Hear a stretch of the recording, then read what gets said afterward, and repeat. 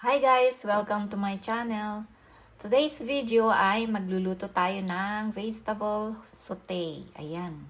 So, ito ang ating mga ingredients.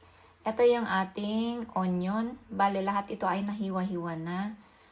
Hiniwa ko ng medyo pa-square ng hindi mo maintindihan kung anong size niyan. Tapos, meron tayong pork strip.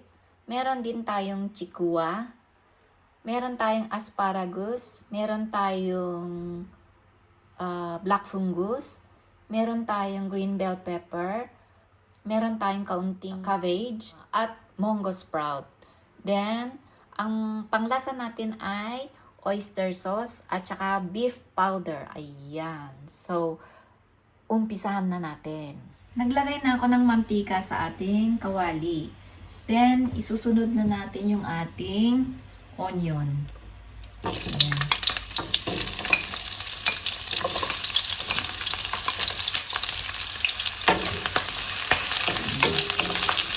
Medyo igisa lang natin ng konti.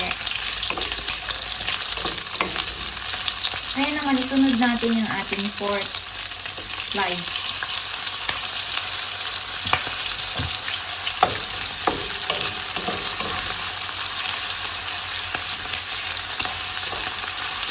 Hintayin lang natin ito na mag-brown.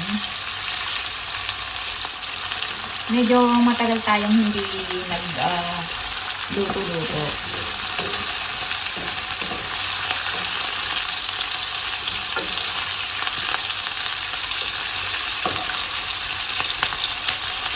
Hintayin lang natin na mag-brown.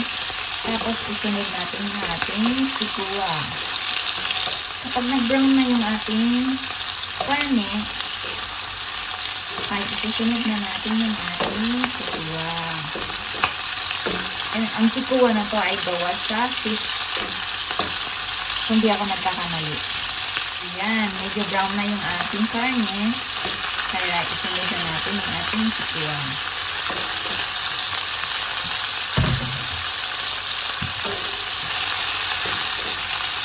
Isunod na natin ang ating asparagus kasi medyo matigas ito ng konti kaysa sa ibang ingredients natin.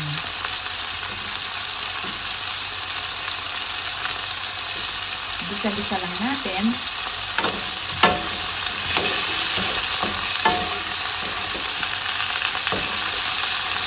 Tapos, ilagay na natin yung ating beef powder.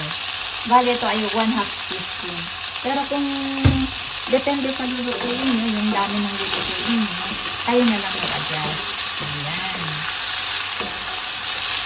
So, ilagay na natin yung ating mga gulay. Ayan. Pagsabay-sabayin na natin lahat ito dahil ito ay puro madali na lang maluto.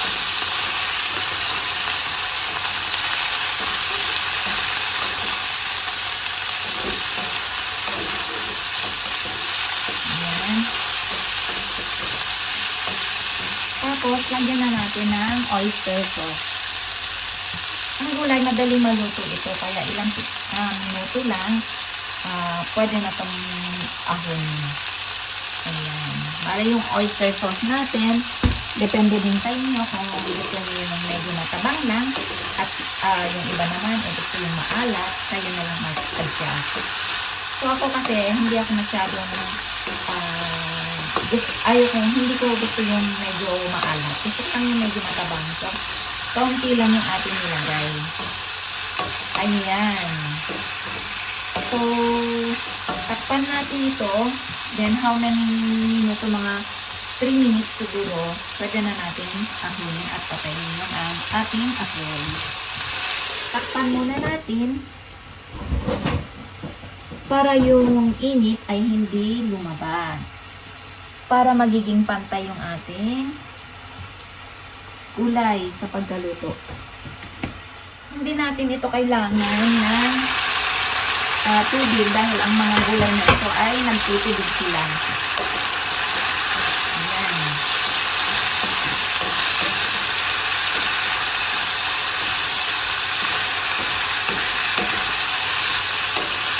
Hinalo lang natin para yung isa naman ay maluto.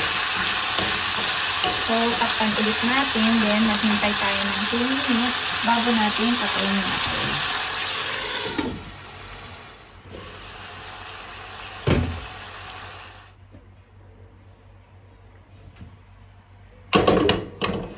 Luto na yung ating gulay. Mas masarap kasi kapag medyo crunchy siya. So, patayin na natin ang apoy at ilagay na natin sa platter.